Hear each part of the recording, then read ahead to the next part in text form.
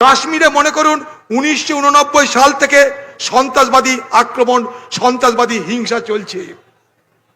এই প্রথম কাশ্মীরের বুকে আমরা দেখলাম যে গোটা কাশ্মীরের জামা মসজিদ, সেখানকার মৌলানা, সেখানকার ইমাম, সাধারণ মানুষ, বোরখা পরা মহিলা, আবাল বৃদ্ধ বনিতা সকলেই, ব্যবসাদার শিক্ষক সকলেই রাস্তায় বেরিয়ে এই হত্যাকাণ্ডের ধিক্কার জানাচ্ছে।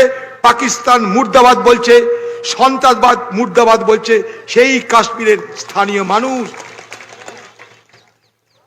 ঘটনাচক্রে যারা সবাই মুসলমান।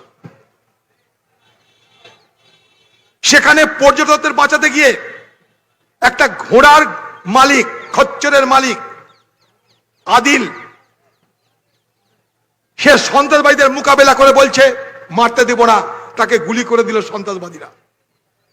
তার নিজের মামার নাজাকাত, সেও সেখানটাই ব্যবসা করে খায় ওই এলাকায় বৈশারণে। সে বলছে, তাকে নিয়ে বলছে বিজেপির এক নেতা মধ্যপ্রদেশের, যে নাজাকাত সেদিন আমার সন্তানকে, আমার বউকে সেখানটায় রক্ষা করেছে, নাহলে আজকে আমি আমার সন্তান আর বউ পেতাম না। সে বুকে করে আমার সন্তানকে আগলে রক্ষা করেছে, আমি তার কাছে সারা জীবন কৃতজ্ঞ থাকব। এটাই হচ্ছে ভারতবর্ষ। তাই কোনো কারণেই কাশ্মীরকে সামনে রেখে দেশ জুড়ে ভারতবর্ষের মানুষ কোনো হিংসা করতে রাজি হয়নি।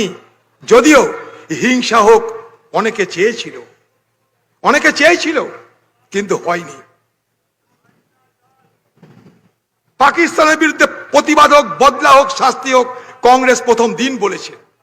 রাহুল গান্ধীর নেতৃত্বে, মল্লিকার্জুন খার্গের নেতৃত্বে সর্বদলীয় বৈঠকে আমরা ভারতবর্ষের প্রধানমন্ত্রীকে বলেছি পাকিস্তানকে যোগ্য জবাব দিতে যা যা করার দরকার তাই করুন, কোনো অসুবিধা নেই, আমরা সমর্থন করব, আমরা বলেছি।